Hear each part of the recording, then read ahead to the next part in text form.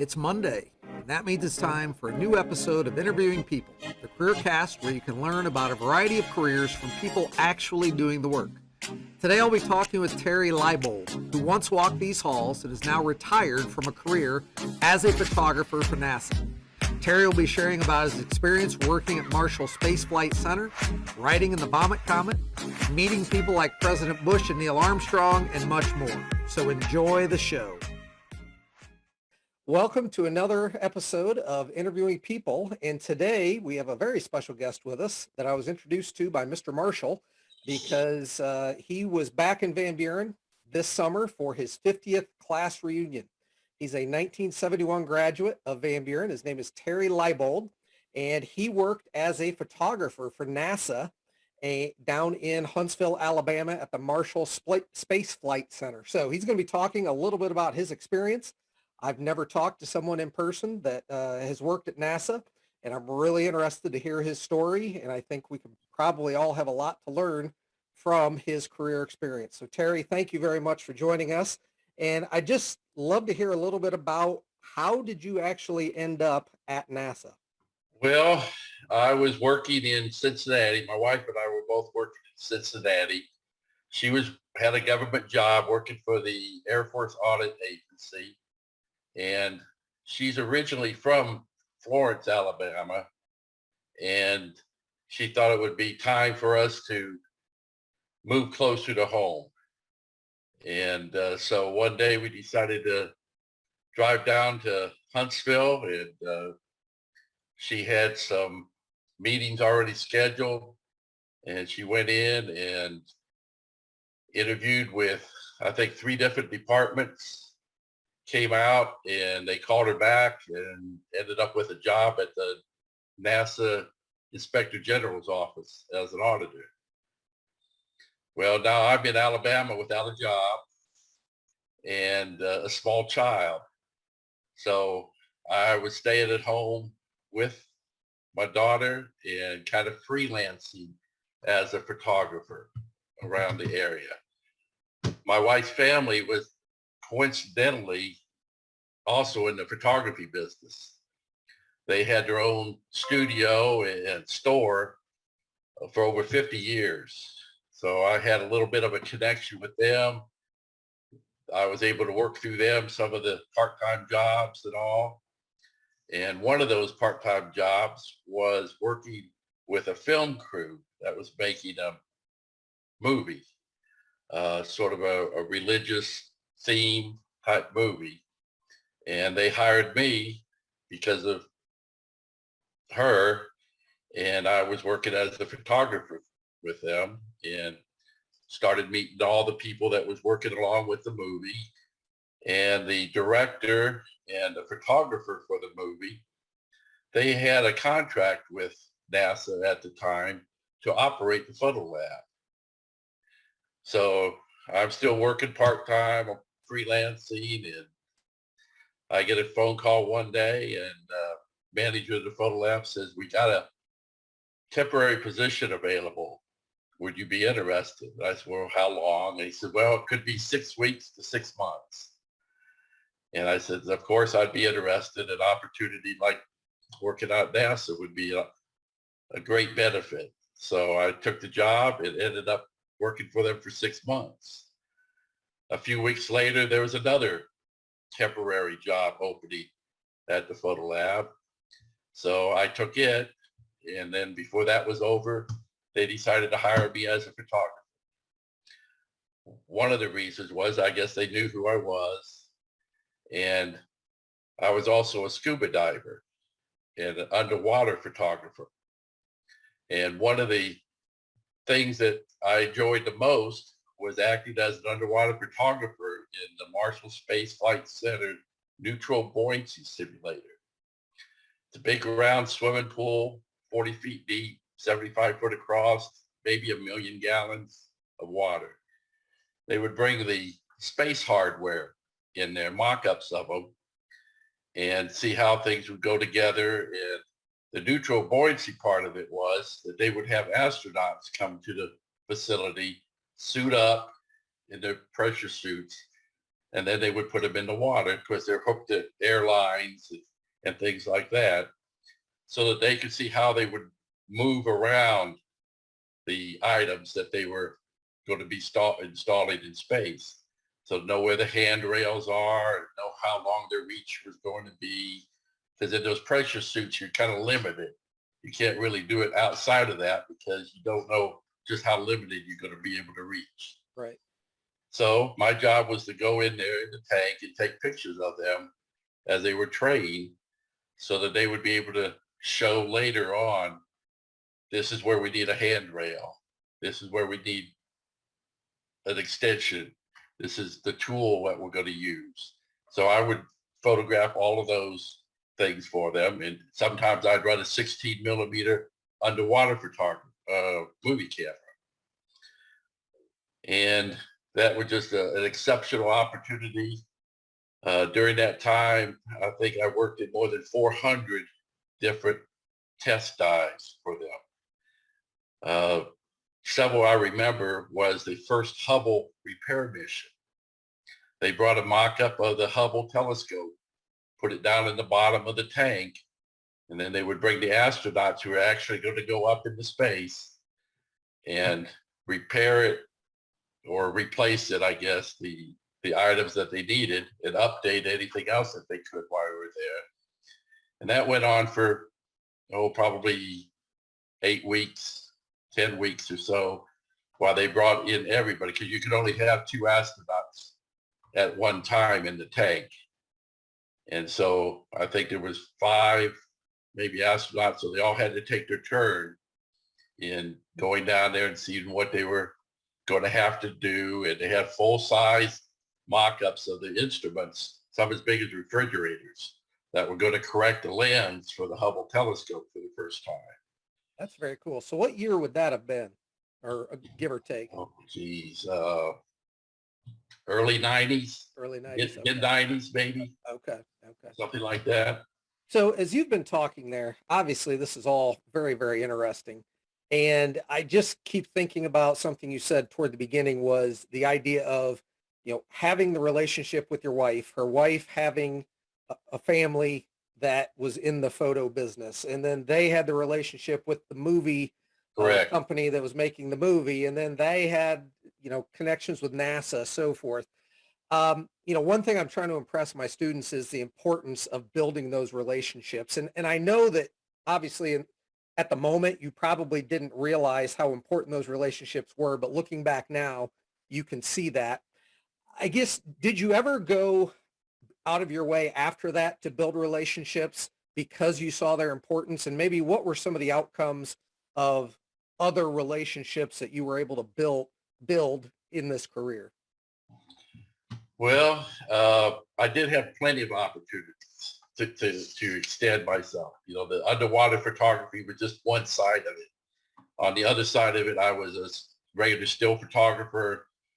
I was involved with a lot of different testing that was going on, different hardware buildups.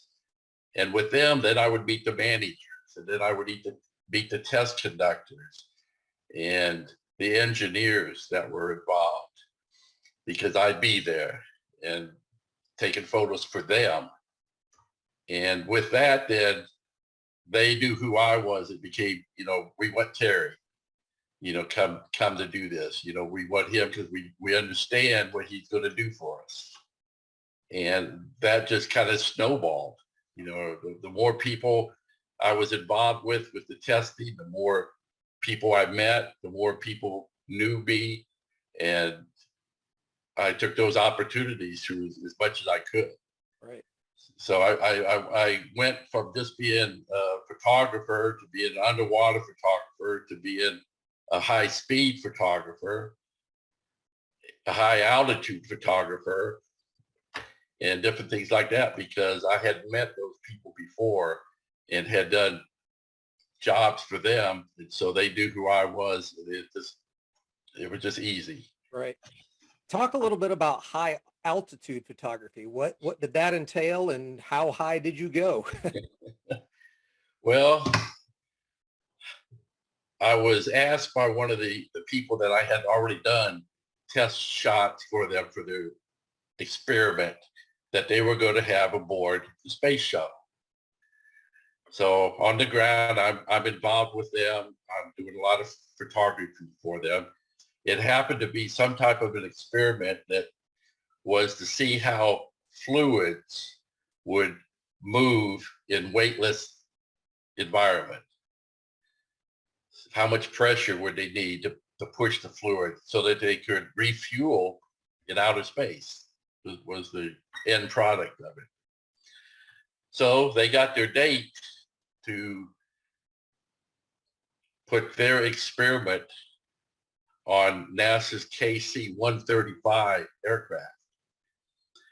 That's also referred to as the Vomit Comet. Okay, I have heard of that before. Yeah.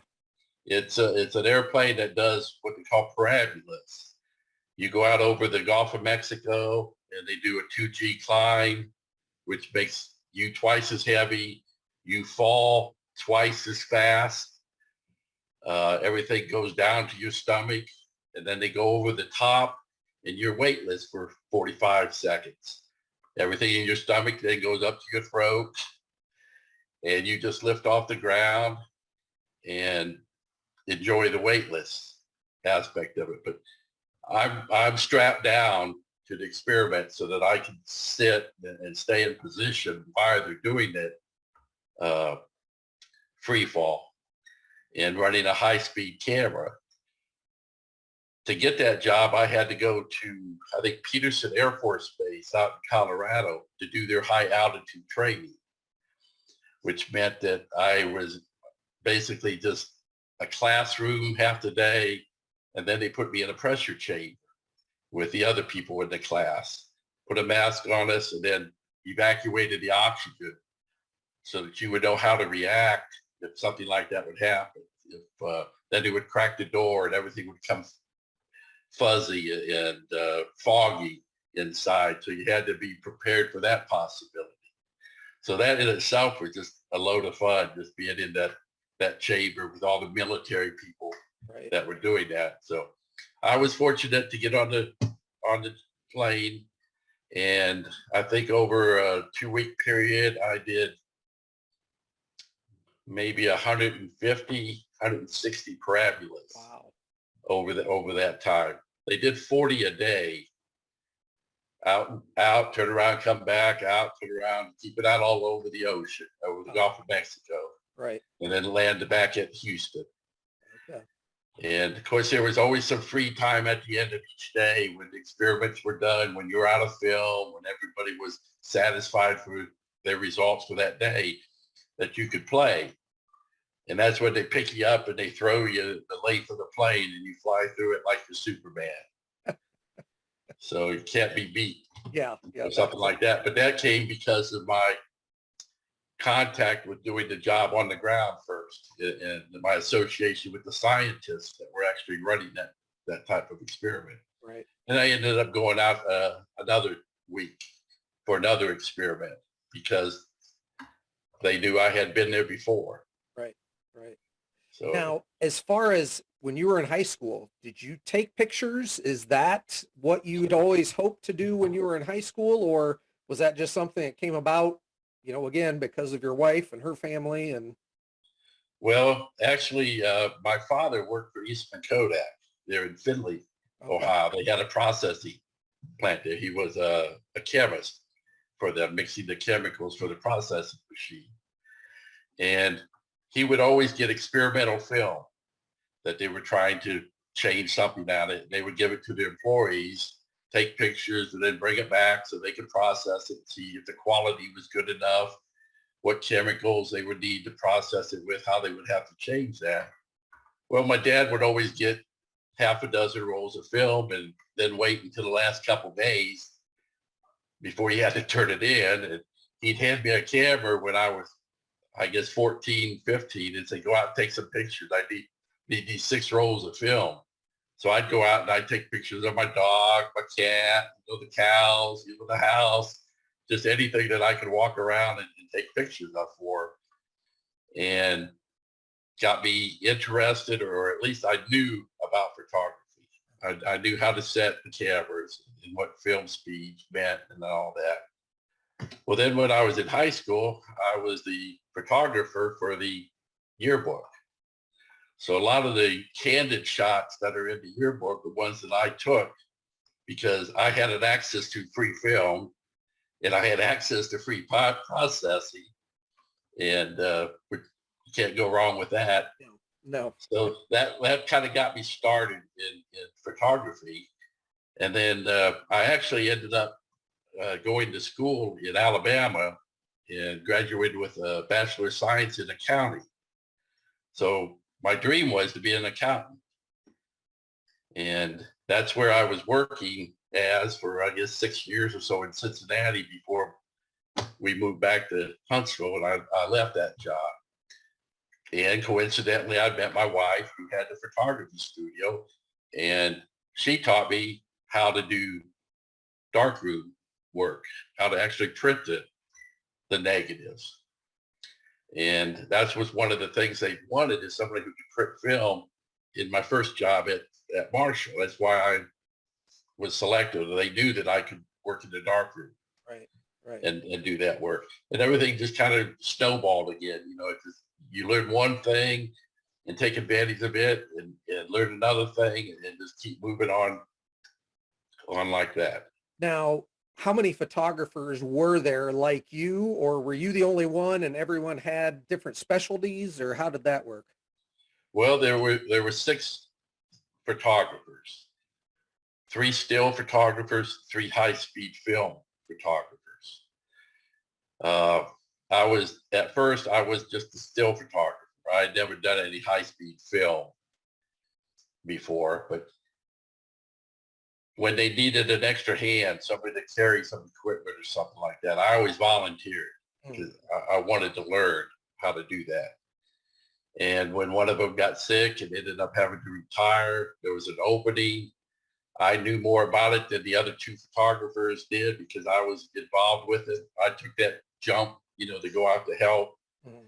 So I got the promotion and moved up to the high speed photography. So now I'm an underwater photographer, I'm a still photographer, and now I'm a high speed photographer. Right. Huh. That's awesome. Now, obviously the world has changed a lot since you started. I'm assuming they do most of their work with digital cameras now and so forth. Is photography still a big part of NASA? Is it less of a part now because of how easy it is to get photos and not having to deal with film? And how does that work? That's a real good question. And it was something that concerned all of us at the time because we could be replaced by just about anybody with a little digital camera. Right. But in the high speed film area, that was more of a specialty. You couldn't just go out and find somebody that knew or understood high speed film. And that evolved into high speed digital photography. And it was sort of a learning experience again. They needed somebody to go out to California to learn about it. So I volunteered, teach me, show me this. This is something else that I could do. So I went out to California and learned about high-speed digital photography, came back, told my bosses about it. They ended up buying one of the first high-speed digital cameras. And we would take that out, and of course there was no instruction manual. It was more or less, you kind of have to learn how this thing's going to work because sometimes even the salesman didn't understand how it worked exactly. So I took advantage of that, and then my partner and I, we pushed to get more cameras like that and better quality ones. And then as that happened, we started to go away from the film, the high-speed film, to high-speed digital. When we were doing high-speed film, high speed's anything over video speed, which is like 30 frames a second. So we'd run a lot of things at just 72 frames per second. Up to 400 would be an average that we would use. And then we would go up to 1200 frames per second on the high-speed film. But when we got the digital, that was slow speed then. We went up to 1,000 frames a second, 2,000 frames a second, 10,000 frames a second, 50,000 frames per second. And, it was, again, we were just learning all this as we went along. Right. But there were a lot of people, that were laid off. A lot of the photographers got laid off because the scientist or the test engineer had a digital camera, and he could take his own test setup pictures and stuff like that. Never as good as what I did, but, good enough for them. And so the high-speed digital kept me working there until I retired. Yeah. It's kind of hard to do that yourself. Right. Well, and I think that's a great thing to remember, that, the learning never stops, that as soon as you stop learning and moving forward, someone else is going to catch you who isn't stopped and going to keep making improvements, and you will become outdated very quickly. And I think that's awesome how you were able to stay employed there because you kept growing. And I think Correct. that is really important. And it didn't really even stop with the high-speed digital. I also got into Photoshop. I got into Premiere video editing and became a video person also. And because I could do still photography, video, do my own editing, they sent me over to England. They sent me to Germany because one guy could do two jobs. Right. I could stand there and take the stills, and then I could pick up a video camera and do the video work, and then come back and do all the editing and that. So, you can't beat the opportunity that I had because of the extra knowledge I picked up. Right. Now, did you ever have the opportunity to go to other NASA facilities? I know you said you went to the Air Force Base to do some training. Did you go to Cape Canaveral? Did you go to Kennedy Space Center? Absolutely. I guess my first jobs, I think, was out in California at JPL maybe.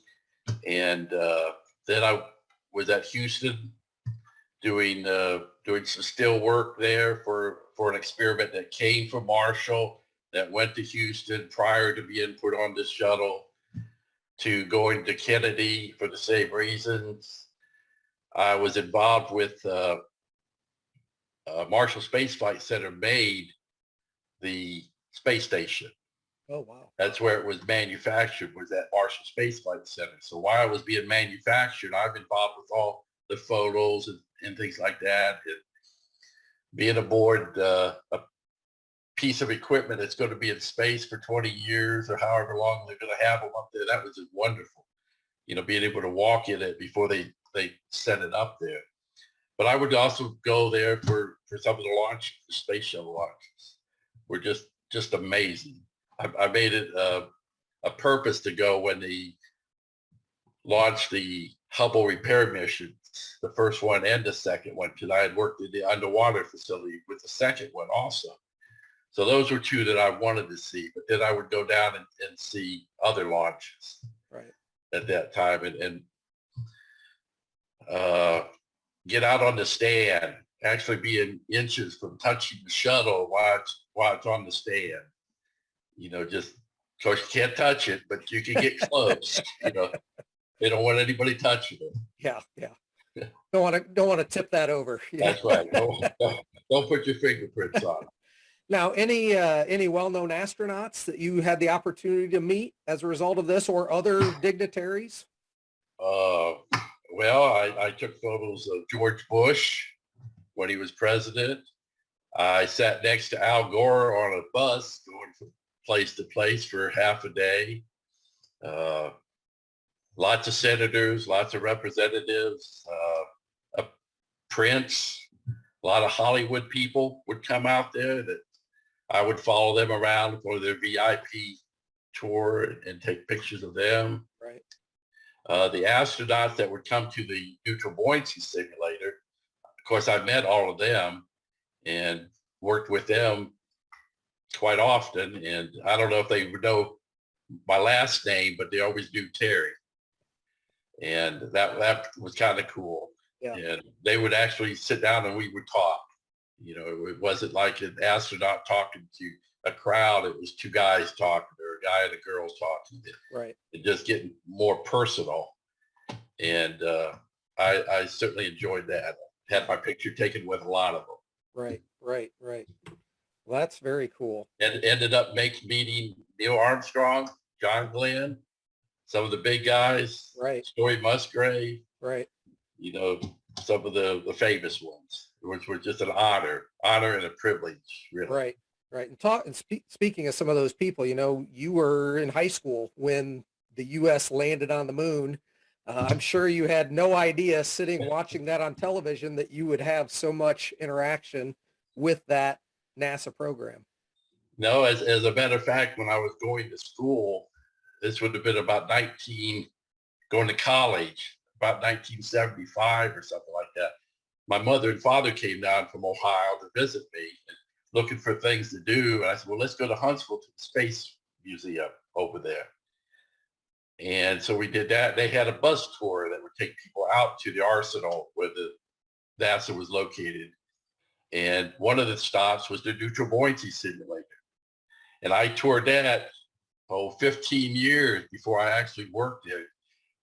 And I'm thinking, man, you know, at the time I was thinking, man, that'd be a great job to have, you know, diving in this tank, you know, and seeing all the things that happen. And then 15 years passed, then I come back and I'm doing it.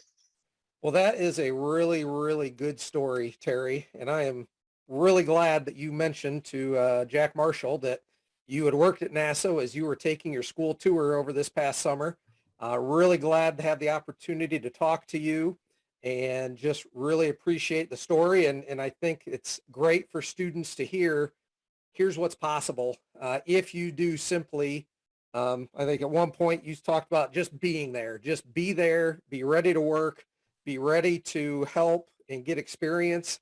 And I think they'll be amazed at some of the doors that might open for them. And I think you're a great example of that. So I really, really appreciate you sharing all of this with us today.